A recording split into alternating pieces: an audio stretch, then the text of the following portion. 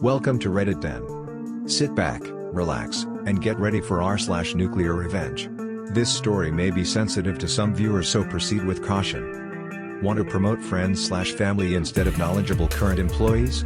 Okay, then I'll shut the facility down. I thought about this one for a while before posting it, trying to decide if I wanted to, and if so where it should go. Finally, after looking at how it all played out, it clearly belongs here. Sit back, as this is going to take a bit to lead into everything and why it happened.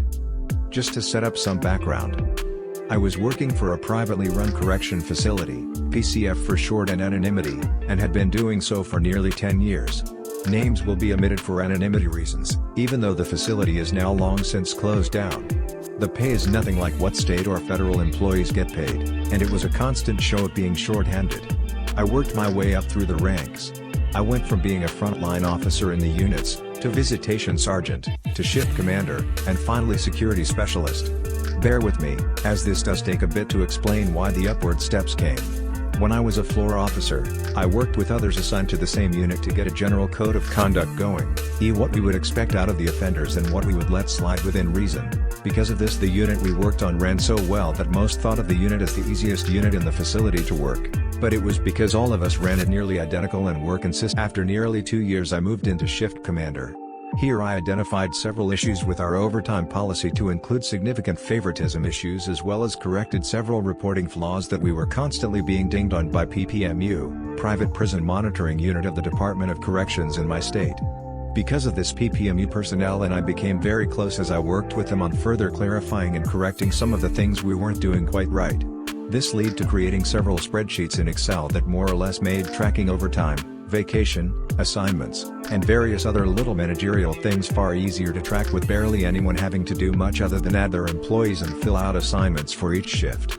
This allowed us to get away from favoritism and more easily spread the copious amount of overtime fairly, so everyone was doing their fair share instead of just a handful constantly being taken advantage of, while also making it easier to explain monthly shortages.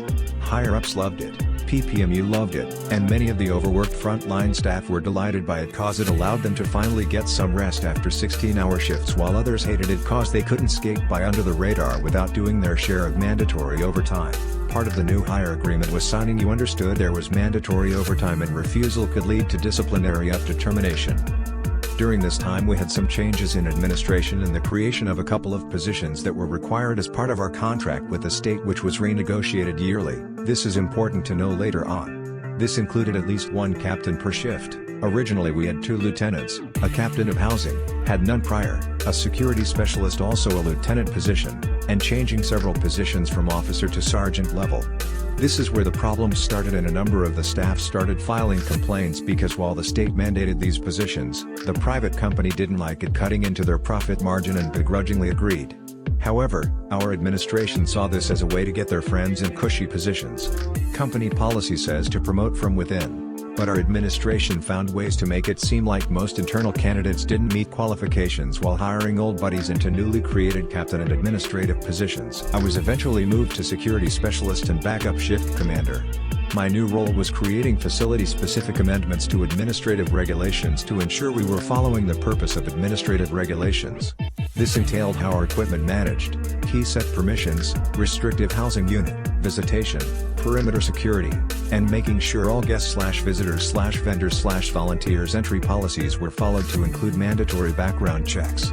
I also ended up taking over several other Excel spreadsheets that were required to show each department in the facility was accordingly staffed the required hours per our state contract agreement. It was quite the handful, to say the least, and by closely following the administrative regulations I was quickly making more enemies, as a lot of the issues started showing how incompetent the administration was, namely the major, housing captain, and one of the other captains that were buddies the major got hired on.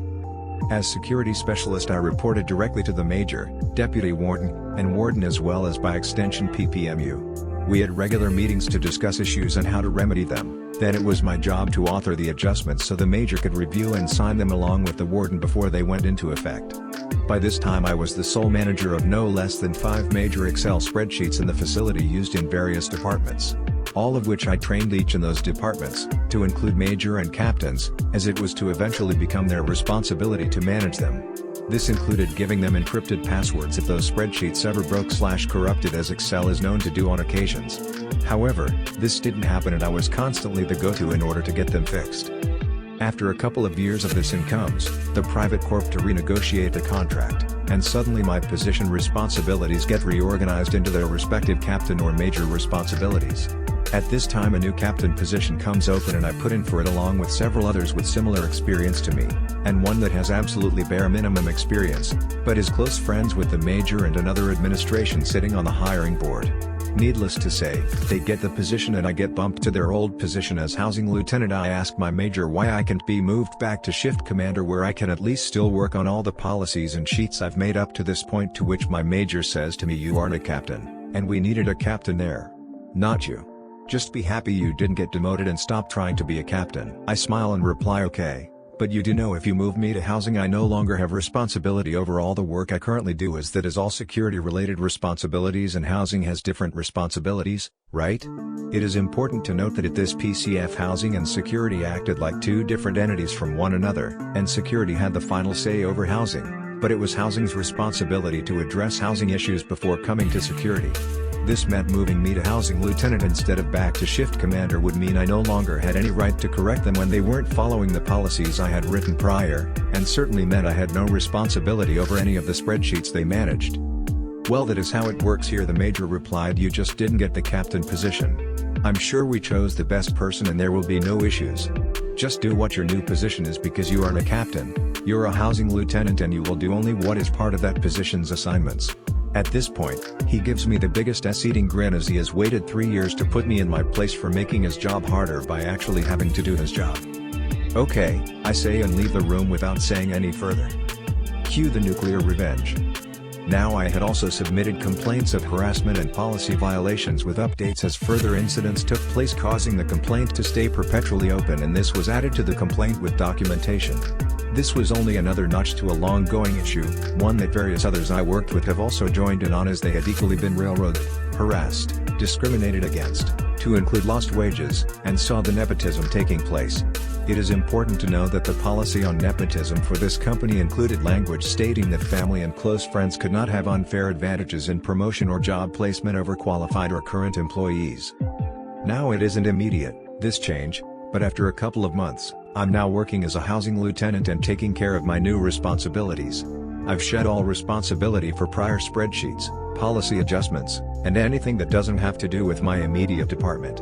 It is about this time when things start to go noticeably wrong. Even though I took the time to train, assign management rights, and give password control of all workbooks to the responsible department heads, most of which was the major, it doesn't take long for it all to go to S.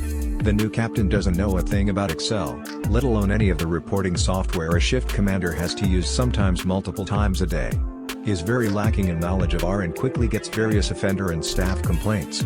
The major isn't keeping track of the spreadsheets he is now supposed to manage, contract compliance tracking and facility entry tracking, because he is just as clueless when it comes to anything computer related, and visitation is slowly going down the drain cause none of the other captains kept open communication with the sergeants/officers to help deal with issues and staffing concerns. By this point, PPMU is very unhappy and demanding that these areas be brought up to compliance within 30 days or they will start to pursue fines against the company, cutting further into their monthly profit margin by nearly $1,000 per day out of compliance for each issue, on top of other fines for failure to fill contractually obligated positions. Needless to say, these are fines that add up very fast for those who don't know. At this point, my housing captain calls me into his office with another of the admin to give me the assignment of fixing these troubled areas. After reviewing the assignment, I smile back and tell him sorry. The major told me I wasn't a captain and that I was to stop doing captain work now that I was a housing lieutenant. This is beyond my assigned post to fix, as it requires me to tell security what to do in order to fix it. We should work as a team. You don't want the team to suffer for this, do you? He says to me. Then the other admin pipes in, Lieutenant, let me get this right. You are refusing to do this because you didn't get the captain position? I then give the same ass-eating grin the major gave me when he told me months earlier. Well, that is how it works here, isn't it? Security manages security and housing takes care of housing unless it jeopardizes the security of the facility, then it is a securities problem, right? I then roll my shoulders into a shrug. I just simply lack the authority to do the job, and the major assured me that you and the other captains all had it under control. I even showed it all to you before I was reassigned, remember? By this point, I can see that the captain is getting visibly upset as they are now entirely responsible for all the work I used to do. The other admin at this point looks at me again and asks, so are you refusing to do this assignment? It isn't that I'm refusing to do the assignment, it is just that with all my new responsibilities as housing lieutenant I simply don't have the time to do them and the work of a captain, which the major made very clear I'm not supposed to do the work of any longer as I am not a captain. I then stand with a smile, so no, I am not refusing the assignment, I am following the orders of a higher superior that told me to no longer do anything outside of my assigned duties as a housing lieutenant. Last I checked, the post orders I signed stated I was only to do assignments that are of housing unit responsibility, which also is signed by the major and the warden. Now if you don't mind, I really have other responsibilities I need to get back to. I then smile at both of them and walk out of the office as I was currently in the middle of getting vacation request and working on offender housing assignments to ensure we were in compliance with STG, security threat group, and racial balance requirements for the nearly 1,000 offenders in the facility. About 20 days later I receive a phone call while on vacation at 8 a.m. from the stand-in warden. Our warden had been put on administrative leave pending investigation, along with said housing captain. "Is this lieutenant?" asks the stand-in warden, to which I groggily answer, "Yes it is, who is this?" "This is stand-in warden and I'm sitting in the room with housing captain who has brought something rather startling to my attention. He is saying that you refused to do an assigned duty that resulted in the inability to track various things in the facility, is that correct?" At this point, I sit up in bed and answer, "Yes, that is correct, but that is Becca." I don't even get to finish as this stand-in is clearly upset at my admission and interrupts me. "You do realize that this is insubordinate behavior that is gross in nature, don't you?" Anger clearly in his voice, but controlled anger. I can only imagine that the housing captain is sitting in the room with an eating grin. "Am I going to get to answer, or are you going to interrupt me again? It seems you have already made your mind up on the matter given the tone of your voice, sir." I respond. "You're correct, I've decided that your negligence in performing duties as assigned is gross in nature and believe this meets the required parameters for immediate termination effective now." He pipes back, obviously not happy with what I said. "You do realize I will be adding this to my complaint of workplace harassment and retaliation if you do so without getting the full story, don't you? This means that I will be adding your name to the complaint for failure to do your due diligence in getting the full story on top of the warden you are currently replacing, the housing captain sitting with you, the major, and several others for violation of your own disciplinary policy." I'm shaking at this point, angry that this is happening and that I have to resort to this extent to get the point across. And yes, I do have access to all of the documents, including all current policies of the company, the current contract between the company and the state, and will pursue this if you continue with this. You do what you feel is necessary, and I am doing what I feel necessary. As of this date you are hereby terminated. You will receive in the mail the disciplinary form and decision to include a formal answer to your complaint by the week's end. You see, if you're part of that complaint you no longer can issue the formal answer according to policy. It will now have to come from corporate HR, who will have to agree with your decision and already has copies of the complaint as well. My voice now shaking from my own anger. "Well, then you'll be hearing from them, I suppose." The phone then hangs up, but not before I could hear the change in his tone of voice as well. I wasted little time in updating my complaint and notifying the corporate HR person I had been in contact with for about 6 months now. The aftermath. A week later a notice was sent to all employees that the facility would be closing their doors permanently in 90 days, and I continued to receive my full 40 hours a week pay until the day those doors closed without ever having to return to work. I was then later allowed to file for unemployment, as well as the technical reason for loss of employment was through no fault of my own. I later found out from the HR department that the facility was closed due to 4 major reasons.